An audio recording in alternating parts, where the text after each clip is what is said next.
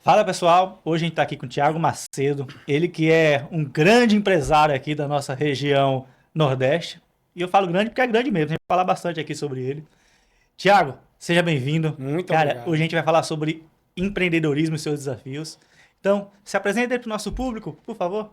Vamos nós, né? E aí, pessoal, tudo bem? Eu me chamo Thiago Macedo, como ele falou.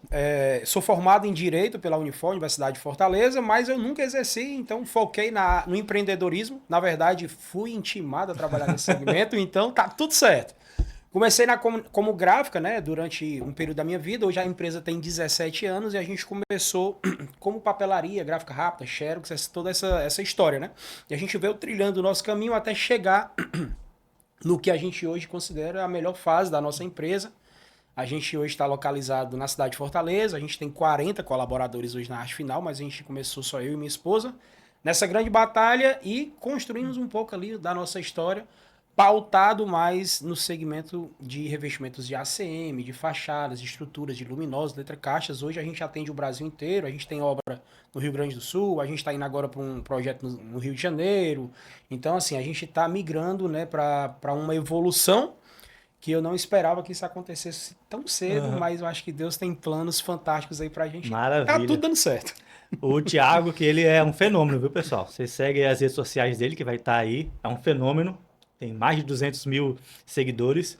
E é muito bacana acompanhar o teu trabalho, né, nas mídias sociais. A gente aprende muito, tanto na parte de mídias sociais, quanto na parte de produção gráfica mesmo, né? Então é muito bacana o seu trabalho, parabéns. Mas vamos voltar um pouquinho, né? Você falou que tem 17 anos, né, de empresa, né? Exatamente. Cara, como é que é empreender 17 anos atrás e você vê o mundo mudando, né? A cidade mudando, as pessoas mudando, tecnologia mudando. Como é que você vê, como é que foi o seu começo e como é que você vê ele hoje, né? Como é que você vê a empresa hoje, né? Os desafios que você tem antes e hoje.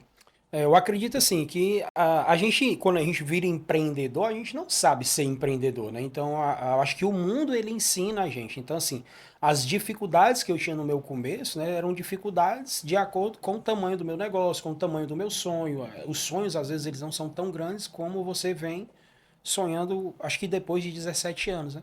Então, assim, para mim no começo estava muito bom, estava muito satisfeito Uhum. com aquilo, mas eu acho que quando você trabalha com excelência, quando você trabalha com qualidade, o mundo começa a puxar mais de você e absorver mais a necessidade, tipo assim, de você prestar um serviço, de você atender um cliente, e o mundo te impulsiona esse crescimento. E à medida que a gente foi vivendo esses 17 anos, a arte final ela foi crescendo, aí a gente foi encontrando novos desafios, novas fases dentro da nossa empresa. Hoje eu acredito que o nosso grande maior desafio é lidar com pessoas, né? Seja com colaboradores, sejam com clientes, sejam com tudo, né? Eu acho que esse é o maior desafio de todas as empresas que estão hoje. E eu acho que a grande cura, né? Falando até um pouco de futuro, do empreendedorismo é a minimização da mão de obra humana e a maximização do sistema robotizado, do sistema faça você mesmo, da tecnologia, do avanço dos equipamentos, dos maquinários, para tentar suprir um pouco essa deficiência que nós temos hoje de mão de obra e principalmente de mão de obra qualificada, que eu acho que aí é matéria que está em extinção, né? Que é É, cada vez mais difícil, né? é. Então eu acho que hoje o grande desafio é esse é encontrar mão de obra no mercado para poder atender as demandas das empresas. E não é um problema local. Eu vejo muitas pessoas falarem para mim, eu palestro também pelo Brasil, né? E quando eu chego num estado X que eu vou falar, quando eu termino a palestra, a pessoa chega para mim e fala: Thiago, cara, hoje o grande desafio aqui na minha cidade é mão de obra. Aí eu chego em outra cidade, cara, o grande desafio na minha cidade é mão de obra. Aham. E em todo lugar que eu chego. A gente recebeu alunos também, recebe, né, alunos do Paraguai, Venezuela, Argentina também, né?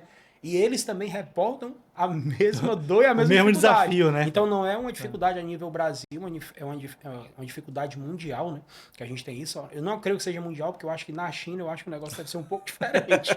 Mas aqui na América Latina eu sei que realmente nosso grande desafio hoje é enfrentar a escassez de mão de obra. Uhum. E você falou, né, que agora tá com 40 pessoas, né? É um número grande. Exatamente. Você tem ali 40 cabeças, 40 formas de pensar diferentes, que muitas das vezes não é daquela forma que você queria. Isso impacta em custos da tua empresa, impacta na qualidade e vai reverberar lá no teu cliente final, que também são pessoas, né? Então, como é que tu faz essa gestão ali das pessoas, né? Como é que você faz para mantê-los focados ali no que você precisa entregar, que é um produto de qualidade e quem te acompanha vê que é produto de qualidade, né? Você tá ali, eu vou até chamar esse episódio de empreendedor raiz. Que Você é aquele cara que tá ali todos os dias Acompanhando o processo. no front de batalha, né? Desde lá da fábrica até a instalação no Exatamente. cliente final, né? Então, como é que você faz essa gestão do teu time? Cara, hoje assim, né? No começo da arte final, durante 11 anos, eu fui o cara mão da massa. Eu fui o cara que instalava, que montava, que instalava, que entregava para o cliente, que fazia a venda, que fazia a prospecção de novos clientes. Então eu sabia executar todos os processos. Nessa grande faculdade que eu tive, eu consegui aprender todos os processos da minha empresa. Então, o que foi que eu fiz para a gente poder qualificar a mão de obra da empresa? Eu percebi que não existiam pessoas qualificadas ao ponto de vestir a camisa da arte final e ter a cultura da nossa empresa, ter a disciplina do nosso negócio, aprender a fazer do jeito que eu fazia. Então, foi o que a gente fez. A gente criou uma espécie de bolha dentro do nosso negócio, no qual a gente capacita e treina os nossos colaboradores. Não só para a parte de mão na massa, mas como a parte de cultura, de endomarketing, da forma como a gente trabalha o psicológico de cada um deles, da forma como a gente trata as pessoas, da forma como a gente cuida do nosso colaborador, da forma como a gente remunera a nossa empresa. Então isso foi o que fez com que a gente começasse a se posicionar no mercado como uma empresa desejada. Quando a gente começou a fazer o arroz com feijão bem feito, que eu costumo muito falar essa frase, eu comecei a perceber que as pessoas elas tinham o desejo de trabalhar na arte final, de ocupar aquela cadeira. Então a gente, hoje eu posso dizer que a gente não tem muita dificuldade de contratação. A gente consegue selecionar pessoas, a gente consegue organizar quem vai trabalhar na nossa empresa, a gente consegue separar ali um pouco o joio do trigo. Tipo assim, ó, culturalmente falando, quando a gente tem um colaborador que ele não veste a camisa, que ele não vive a cultura, cara, a gente rapidamente tira ele do time. E a gente dá A oportunidade para seleção outra natural, pessoa. né? A seleção natural. E a nossa seleção natural no nosso começo, ela era muito lenta. Muito lenta mesmo, porque a gente tinha muito medo de perder pessoas. Depois a gente descobriu que esse nosso medo nos atrapalhou durante muitos anos. E aí foi quando a gente começou a entender aquela teoria que falam muito, né? Demita lento, contrate o melhor pelo contrário. Exatamente. Contrate lento e demita rápido, né? Que aí foi quando a gente percebeu que realmente isso condiz realmente com a realidade da maioria das empresas. Hoje a gente ainda não consegue contratar lento. A gente ainda tem uma necessidade ali que a gente contrata rápido. Aí quando vê que se arrependeu, já demite, já dá outra oportunidade para a gente poder realmente montar um time de campeões. Porque tudo se resume a pessoas. E isso é uma agilidade do mercado, né? Porque hoje quem sobrevive nesse mundo dinâmico, né? Tem que ser ágil, né? O cenário muda muito, Exatamente. tudo muda muito, muito rápido. Às vezes uma coisa que acontece lá nos Estados Unidos, lá na China, impacta aqui no nosso negócio e a gente precisa se adaptar, né? E você falou bem aí da questão de cultura, né? De promover a cultura da arte final para todos, né? Não Exatamente. simplesmente colocar, você tem ela lá impressa, né? A missão, Isso, visão, missão, valores, missão, valores. mas está ali no treinamento, está no trato, está na forma como você vai dar um feedback, né? Você Exatamente. teve um problema de retrabalho, né, um dia desses, na semana passada, um retrabalho, o cara fez um M invertido. Semana passada, antes de ontem, hoje já deve ter tido. Não, aconteceu uma vez só. Cara, acontece com frequência e eu acho muito interessante isso, porque assim, uma coisa que eu evito, às vezes, estar postando nas nossas redes sociais é a quantidade de retrabalhos. Claro que sempre, antigamente era gigantesco, hoje é bem menor comparado. E o retrabalho é uma dor que a gente tem, que ela vai direto na margem líquida da empresa. Né? O que sobrou para a empresa, o retrabalho consome. Então é uma coisa que é uma dor muito grande. Mas assim, pontuando sobre a cultura que você fala, né? É uma coisa que eu costumo falar muito dos meus colaboradores, para eles terem isso como uma mentalidade, né? Que é uma frase que eu ouvi que achei muito impactante, que a cultura, ela é o que o teu colaborador faz quando você não está vendo. Então, as atitudes que eles tomam na minha ausência é que mostra que a cultura da minha empresa ela tem força e poder. Porque se o colaborador ele só exerce a cultura da empresa quando está sob o seu olhar, isso não é cultura, isso é disfarce. E esse disfarce, uma hora a máscara cai. Porque nem sempre o dono da empresa vai estar com os olhos focado naquela operação. Ele precisa tomar outras decisões. E quando o colaborador ele entende que a cultura da tua empresa ela tem que ser alicerçada independente da fiscalização, aquilo ali está alicerçado. E quando está alicerçado, a gente percebe que realmente começa a fazer sentido. Uma vez o cara me perguntou assim, Thiago, o que é que se você resumisse o sucesso da arte final, né, em apenas uma frase, etc e tal, cara, eu resumo o sucesso da arte final em apenas uma palavra, né? E essa palavra é exatamente cultura. Eu acredito que quando a gente implantou a cultura da nossa empresa dentro do nosso negócio, a gente começou a ver os frutos. Porque enquanto a cultura do colaborador, sem cultura, era implantada dentro do nosso negócio, a gente vivia à mercê do que a gente achava que era certo, mas era errado. E a cultura nada mais é do que o reflexo do dono. Aquilo que o dono é a cultura que a tua empresa é. Se o dono da empresa é um cara organizado, se o dono da empresa é um cara justo, se o dono da empresa é um cara honesto, se o dono da empresa preza pelo atendimento de qualidade, se o dono da empresa não quer dar um jeitinho brasileiro para tomar uma providência em algo que deu errado, aquilo ali começa a se tornar a cultura da tua empresa. Mas aí, muito pelo contrário também, se o dono da empresa é aquele cara charlatão, se o cara é mau caráter, se o cara entrega um serviço porco e para ele tá tudo certo, isso aí se torna um reflexo da tua empresa. Então é a cultura. Então a cultura é exatamente o espelho do dono. Né? E lá que você permite, né? Exatamente. Você o que você permite se torna a nova cultura, né? Tu sabe, Thiago, que eu tive a oportunidade de ficar pouco mais de 2 meses no Japão, né? Fazendo intercâmbio lá, intercâmbio cultural, empresarial, e foi muito bacana isso para mim. E as pessoas falam muito, esse 5S, a organização funciona lá, a disciplina funciona lá no Japão. Aqui não funciona, que aqui é Brasil, aqui. Mas aí eu fico me refletindo bastante, né? Nesse tempo que eu tenho de indústria, eu reflito bastante sobre como que a cultura, como que o gestor vai permitir que as coisas aconteçam para o bem ou para o mal. E eu vou dar um exemplo. Pessoas, né? As mesmas pessoas que vão lá no mercado central, que olham o lixo no chão, em vez de jogar o lixo na lixeira, vê que tem lixo no chão, joga no chão porque tá vendo aquilo, culturalmente. Essa mesma pessoa vai no shopping, mas ela não joga o lixo no chão. Por que ela não joga o lixo no chão? Porque o processo não permite que o lixo seja jogado no chão. Mudou o ambiente cultural, né? Mudou o ambiente, né? E é o nosso papel, né? Você como empreendedor, mas você é líder, você é gestor de equipe, é manter ali essa entropia controlada, né? Esse caos controlado, porque senão começa a fugir, você perde a mão e a cultura ela se dissipa, né? E a tua estratégia, ela é corroída ali pela cultura, né? Exatamente. Ô, Tiagão, me diga aí, cara, como é que tu foi parar nas redes sociais, hein? Porque eu te encontrei pelas redes sociais, como é que tu foi parar lá? Virou influencer, um TikToker, né? Meu Deus do céu, bicho. Cara, a galera me chama de influencer sem eu querer ser influencer, tá certo?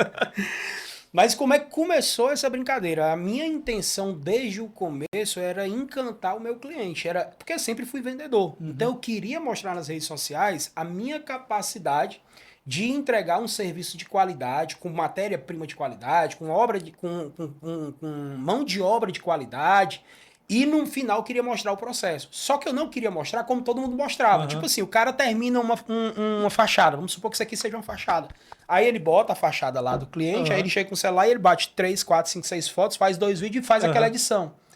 E eu achei que sempre foi desconecto. Cara, as pessoas não conseguem se conectar só com a fachada. As pessoas precisam, de alguma forma, ter uma imagem, uma pessoa que se caracteriza. Então eu comecei a ser o cara que aparecia. Então eu aparecia, já fazia aquela brincadeira. Galera, olha essa fachada que eu acabei de finalizar. Que coisa mais fantástica, que lindo. Olha esse detalhe, olha esse acabamento. Olha que dobra perfeita, eu faço a dobra. Aí a galera começou a acompanhar meu conteúdo e eu comecei a ver o engajamento na rede social crescendo. E à medida que eu fui vendo o engajamento da rede social crescendo, eu comecei a perceber que o meu lead começou a ficar qualificado. As pessoas que procuravam fazer um trabalho comigo, ele assistiam aquele meu vídeo que eu fiz descontraído, mas que para ele houve uma conexão, porque ele se conectou comigo. Eu já tive cliente que falou assim para mim, cara, eu tô com orçamento A, B e o C. O C é o teu e é o mais caro, mas eu vou fazer contigo. Sabe por quê? Porque tu aparece na rede social. E aí eu olho para ti e tu me passa credibilidade. E eu, cara, pois então vamos pra cima, meu irmão. Faz o mais caro que é o meu. Então começou a dar certo. E quando eu percebi, a gente começou a ganhar clientes. E aí, seguidores. E quando eu comecei a ver 10 mil, 20 mil, 30 mil, e eu lembro de uma época que chegou 60 mil seguidores. E pra mim aquilo ali era algo fantástico. E o meu sonho, quando eu vi aqueles 60 mil, eu lembro como se fosse hoje 60 mil, eu falei, cara, um dia eu quero chegar em 100 mil seguidores. E eu fiquei com aquela mentalidade dos 100 mil, né? Então a gente começou a gerar conteúdo, focando em viralizar, depois que a gente percebeu que aquele mundo virtual, ele tinha tudo a ver com o mundo real. E quanto mais eu aparecia nas redes sociais, as pessoas se conectavam. Até chegar ao ponto de a maior feira de comunicação da América Latina, que se chama Futuri Print, que é em São Paulo, eles me convidaram para ser embaixador digital da feira. E aí foi que eu percebi que o meu alcance ele já não era mais local e que o meu foco não era mais só cliente. Que existia um mundo lá fora e as pessoas estavam gostando do meu conteúdo, elas se identificavam. E o meu conteúdo não era mais só apresentar a fachada. O que é que eu fazia agora com a pessoa? Cara, quer saber como é que monta a fachada? Tu vai dobrar ela aqui, tu vai fazer isso aqui, não sei o que, não sei o que. E comecei a ensinar o meu concorrente a trabalhar. E no começo todo mundo me chamou de louco. Falou, cara, deixa de ser louco, tu tá ensinando o teu concorrente a fazer do jeito que tu faz. Tu demorou anos e anos para aprender e agora tu vai pegar o teu conteúdo que tu aprendeu e tu vai ensinar o teu concorrente a fazer. Mas eles não sabiam que no fundo do meu ser existiam 3 princípios básicos. Um que eu falo muito, a minha esposa fala assim, para de falar isso porque parece que tu vai morrer. Eu tenho uma missão na Terra e eu preciso deixar um legado. Isso é fundamental para mim. Eu tenho que deixar algo fantástico dentro do que eu construí na minha vida. Número 2, as pessoas elas são carentes de ensinamento. Então eu sei que Deus me colocou aqui para ensinar, para mostrar para as pessoas a forma certa de ser feito e como tem que ser feito. E número 3, cara, eu precisava do nivelamento de mercado. Eu precisava pegar o meu concorrente que estava lá embaixo, ossando, barato demais, e trazer ele para o mesmo patamar que eu estava. Porque se eu deixo o meu concorrente fazer um serviço de má qualidade cobrando a metade do que eu cobro, o meu cliente às vezes não vai entender por que o meu serviço é um pouco mais caro. Quando eu nivelo todo mundo, através dos ensinamentos das minhas redes sociais, eu consigo equiparar também o orçamento. Porque o cara vai investir em qualificação de mão de obra, o cara vai investir em ferramentas, o cara vai investir em maquinário, o cara vai investir em conhecimento. E isso tem um custo para você entregar esse padrão de qualidade. Então, quando eu nivelo as pessoas, eu consigo equiparar. E isso começou a fazer diferença. Então, hoje, essas são as minhas 3 missões dentro da minha rede social. Não, e outra, você está ensinando não só o concorrente, mas está ensinando o cliente, né? Meu cliente. Você está colocando para o cliente dizer, olha, a arte final tem esse padrão. Hoje Exatamente. a gente atua dessa forma, o processo nosso até sair, desde chegar ao pedido e chegar o produto entregue para você, ele percorre todas essas fases do processo com garantia de qualidade. Você vai ensinando o cliente e gerando valor, né? Exatamente. Gerando valor para o cliente. E isso, eu acho que as redes sociais ela ajuda muito a separar, né? Quem é de verdade e quem não é, né? Quem faz o trabalho sério, o trabalho correto e quem não faz. Quem Né? não faz. E muitas das vezes, se você não tivesse se posicionado nas redes sociais, o teu cliente não ia enxergar isso. É exatamente isso. Todo o trabalho que você tem para cobrar X, enquanto o teu concorrente está cobrando Y X dividido por 10. Mas é exatamente isso, porque quando o nosso cliente ele começa a se conectar com o processo, ele começa a perceber. Eu tive um cliente um dia desse que eu fiquei encantado com ele. Que a gente falou assim, o cliente queria porque queria o ACM que a gente utiliza mais lá, que é o ACM da marca Lucomax, que é a única fábrica brasileira que produz o ACM em Guarulhos, o ACM 3mm, e ele realmente ele tem uma lâmina de alumínio 021. E o que é interessante falar sobre essa lâmina? Porque a lâmina de alumínio ela é responsável realmente pela qualidade do ACM. É ela quem garante a planicidade, é ela que garante que o ACM não vai ficar todo flambado na hora que pegar sol. E aí eu comecei a enaltecer muito essa marca de ACM. Por quê? Porque as outras que vinham de importação chinesa, o que é que está acontecendo hoje no mercado mundial? O brasileiro chega lá na China e fala pro chinês, olha, eu quero um ACM barato. Aí o chinês fala, tudo bem, eu tenho um ACM barato. Aí ele diminui a lâmina do alumínio, diminui o núcleo de polietileno, diminui a outra lâmina de alumínio, diminui a qualidade da pintura e ele manda isso pro Brasil. E fica o cliente querendo comprar mais barato do vendedor, vendedor pegando com o fornecedor pegando com o importador pegando com o chinês e trazendo matéria-prima de péssima qualidade. Aí esse cliente olhou para mim e falou assim, cara, eu quero minha fachada com a ACM da Lucomax. Eu falei, não, a sua fachada vai ser. Aí a gente ligou para a fábrica, tava faltando a cor dele. Eu falei, cara, tá faltando a cor que você quer. Eu posso usar outra marca? Ele falou, mas a outra marca é lâmina 021? Aí eu não acredito que o cliente tá perguntando isso, não. O cara, lâmina 021, vamos procurar um lâmina 021. Mas graças a Deus no frigir dos ovos a gente conseguiu aguardar mais uma semana, aí a fábrica produziu a cor que a gente queria, a gente conseguiu atender o cliente com essa matéria-prima que era o que ele queria. Mas enaltecer a matéria-prima foi sempre uma estratégia minha para me conectar com o cliente. Para mostrar para ele que a ACM não era tudo igual. Para mostrar para ele que mão de obra não era toda igual. Para mostrar para ele que usar uma ferramenta de alta qualidade para a hora de fazer o furo não é a mesma coisa de usar uma ferramenta amadora. E isso foi criando uma conexão de confiabilidade. E assim, né, Thiago, quando a gente fala de cliente, você só existe por conta do cliente, né? Exatamente. Se não tivesse cliente, a arte final ia produzir para quem? Exatamente. Né? Então, assim, são dois, eu costumo dizer que são toda empresa, toda metodologia de gestão precisa olhar para o cliente, a visão do cliente e aquela visão do negócio. Porque se tu não focar no cliente e não tiver objetivo financeiro, que no final das contas é isso que move toda a nossa sociedade, se você não tiver esses dois parâmetros, não faz sentido. Até uma ONG precisa ter foco no cliente e uma gestão Exatamente. financeira. Né? Como é que... Já falou muito da parte de qualidade, né? Do olhar do cliente, de agregar valor para o cliente, de ensinar o cliente. Como é que tu vê essa parte agora do negócio, né? Como é que tu faz lá no dia a dia para controlar teus custos, as suas despesas? Perfeito. Até trazendo essa reflexão do cliente, né? Quando você fala cliente, na minha cabeça, eu entendo que o meu primeiro cliente é o meu funcionário. Né? Ele é o primeiro que eu preciso conquistar e ele é o primeiro que eu preciso vender a ideia. O meu cliente número um é o meu funcionário, porque Boa. ele precisa estar conectado com aquela ideia, com aquele projeto. Ele precisa vestir a camisa mesmo da arte final, precisa ter realmente correndo no sangue dele aquela necessidade de entender que a gente é diferente. Então, o meu primeiro cliente é esse. Quando eu conquisto esse cliente, o outro cliente ele vem através de um imã. É incrível, quando a gente começa a nivelar o nosso processo interno através do endomarketing, né? O marketing ele se torna mais fácil. Uhum. Porque isso aqui, ele é atraído por isso aqui. Então, quando a gente começa a trazer essas diretrizes aqui de crescimento do cliente número um, o cliente número dois, ele é fruto do meio. Ele cresce junto com essa estratégia que a gente utiliza. Então, a gente tenta estar sempre profissionalizando a nossa mão de obra para poder enaltecer também esse aqui que é o cliente número dois, que é o cliente que vem para absorver o produto que aquele cliente número um vestiu a camisa. Uhum. Então, essa é a minha estratégia para a gente poder criar Pô, essa bacana. conexão. Por isso que você fala assim, Thiago, tudo se resume a pessoas. São Uhum. pessoas de um lado produzindo e pessoas do outro lado recebendo a produção. Eu sou aqui o cara que faz o meio de campo. Eu conquisto esse grupo e eu conecto eles através desse network que junta mão de obra com entrega de serviço. Na verdade, eu vou complementar o que você falou. Eu acho que o primeiro cliente nosso é o nosso time, né? É. E o primeiro vendedor também, né? E o primeiro O vendedor primeiro também. vendedor. Porque se tu pega lá o teu operador que está instalando uma fachada, uma obra lá no Eusébio, por exemplo. Para quem não conhece, o Eusébio é uns 20 quilômetros daqui de distância. E ele vai estar instalando lá uma fachada. E ele está com qualidade, com excelência, preocupado ali com a segurança dele e dos demais, fazendo a instalação perfeita.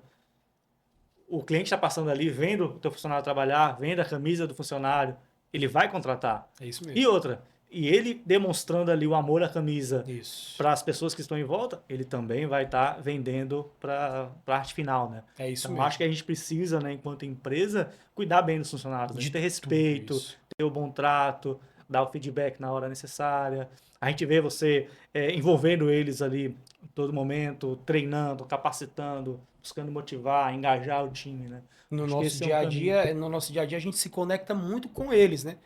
Tipo assim, hoje eu sou um patrão muito presente. Hoje eu não sou mais o cara mão na massa, Uhum, mas eu cuido muito dessa gestão e hoje eu estou cuidando muito da operação do tático, né? Então hoje uhum, eu conecto muito com eles através da gerência de produção. Hoje a uhum, gente está sem liderança na gerência de produção da arte final. Eu tive que fazer esse retrocesso para migrar estratégico com tático uhum.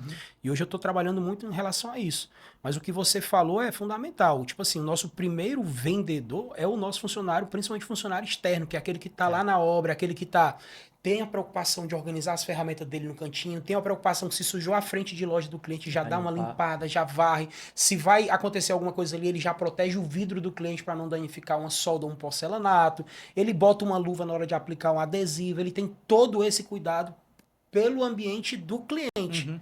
E quando o cliente olha, e ele vai olhar inevitavelmente, ele vai perceber que essa empresa é diferente. Os caras vêm uniformizados, os caras estão utilizando os EPIs deles, eles têm um cuidado com a segurança, eles têm um cuidado com o padrão de qualidade, eles chegaram a posicionar os ACMs tudo organizadinho, Uhum. e a gente começa a perceber que essas atitudes do nosso colaborador é uma ferramenta de venda Uhum. gigantesca. E é Gigantesca. engraçado isso, né? Porque a gente está vivendo num mundo, Thiago, de inteligência artificial, né? Uhum. A gente vê lá nos Estados Unidos robô, na China robô trabalhando. Mas esse fator, não, a inteligência não vai trocar, né? Não Não. vai substituir o Esse lado relacionamento da pessoa, humanizado. o trato, É o isso olho no mesmo. olho, É. a conversa, né? O desabafo que muitas das vezes o funcionário tá lá trabalhando, mas tá com a cabeça em casa porque tá com algum problema. E nosso papel enquanto líder, enquanto gestor, é estar ali cuidando do time, né? Agora, como é que você está enxergando, Thiago, essas novas tecnologias entrando aqui no teu mercado, né, Cara, exclusivamente? é uma pergunta excelente porque eu acredito assim, a inteligência artificial, ela utilizada da forma correta, ela Uhum. está sendo um avanço, né, de anos, de muitos anos em pouquíssimo espaço de tempo. Então a gente está tendo mais assertividade, às vezes num projeto Um de projeto. solução de Uhum. retrabalho, às vezes entregar um projeto visual para o cliente de uma forma mais linda, bonita. Então a gente faz um projeto 2D, a gente utiliza uma inteligência artificial para criar uma impressão 3D daquele projeto, criar uma animação de vídeo. A gente está utilizando hoje a inteligência artificial até para precificação. Uhum. Hoje a gente utiliza um sistema na nossa empresa chamado Roadprint, que esse sistema ele tem uma inteligência artificial na precificação. Olha como funciona isso. Ele pega o centro de custo da nossa empresa, ele pega o que o mercado está cobrando, ele pega o custo de matéria-prima, ele pega todo o centro de custo dos meus colaboradores e ele faz um mix. Uhum. Ele junta todas essas informações, ou seja, ele junta as minhas informações reais, juntamente com as informações reais do mundo digital, e ele consegue criar uma precificação que você fica louco, Uhum. assustado no que ele está fazendo. Essa semana eu fiz um orçamento de um revestimento de uma casa de luxo que a gente vai produzir lá no Rio de Janeiro, né? Que é um revestimento de brises, de ripas e tal. E aí eu fiz o orçamento da minha forma Uhum. arcaica de fazer, Uhum. então eu fiz todo no papelzinho, e aí eu terminei. Aí eu falei, agora eu vou utilizar a inteligência artificial da Roadprint para fazer isso. Aí eu abri o sistema e comecei a descrever o que é que eu ia fazer lá. Estou viajando para o Rio de Janeiro com mais 2 funcionários e tal, e a gente vai Uhum. instalar brises nessa parede, vamos instalar ripas nessa parede, a metragem é essa, essa, essa e essa. Uhum. Gostaria que você ponderasse hospedagem, passagem Uhum. aérea, etc e tal. Criei o famoso prompt de comando Aham. e soltei lá no sistema da Roadprint.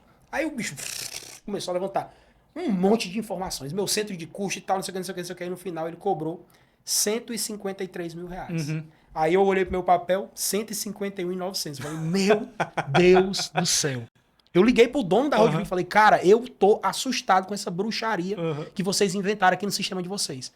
O orçamento bateu assim de uma forma, a diferença é de R$ 1.100. Aham. E eu fiquei espantado. Então, na minha concepção, uma das maiores artes que existe no mundo hoje empresarial é precificar. Eu Uhum. sempre falo isso, precificar é uma arte. Uhum.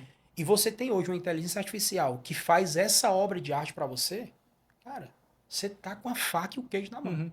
Você basta alimentar bem teu centro de custo e você acreditar na evolução da tecnologia. Então a inteligência artificial como um todo, ela está somando demais para quem já está sabendo usar. E quem não está usando ainda, cara, tá ficando para trás assim, ó, a Uhum. galope, a passos longos. E o grande segredo também, se você não souber fazer o comando correto, Isso. ela não vai te entregar. Porque provavelmente esse valor que chegou, né, com diferença de Uhum. R$ 1.000 ali, é porque tu colocou as coordenadas corretas, né? Exatamente. Agora, o que muitas vezes a gente vê nas organizações é que esse excesso de dados e de informações também polui.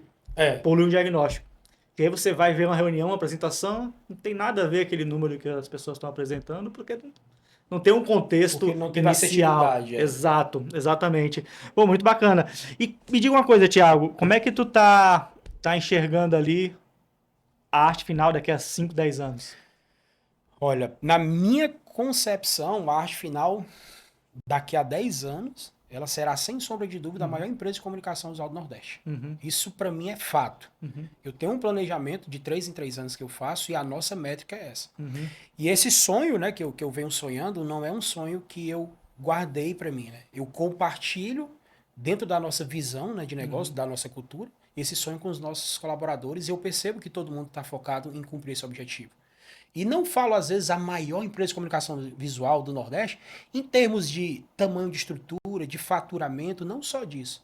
Mas eu falo realmente em visibilidade, em Uhum. qualidade do serviço, em qualidade De da entrega, conhecimento, né? em conhecimento, em entrega, claro, Uhum. de produto, de volume de produto, em tamanho, tem que ser relevante. Mas eu acho que existe uma forma de você se posicionar no mercado como uma das maiores, dando, claro, mérito e crédito para outras também que crescem demais. Porque Uhum. hoje a comunicação visual tem muitas empresas tão boas quanto a arte Uhum. final, principalmente no Nordeste.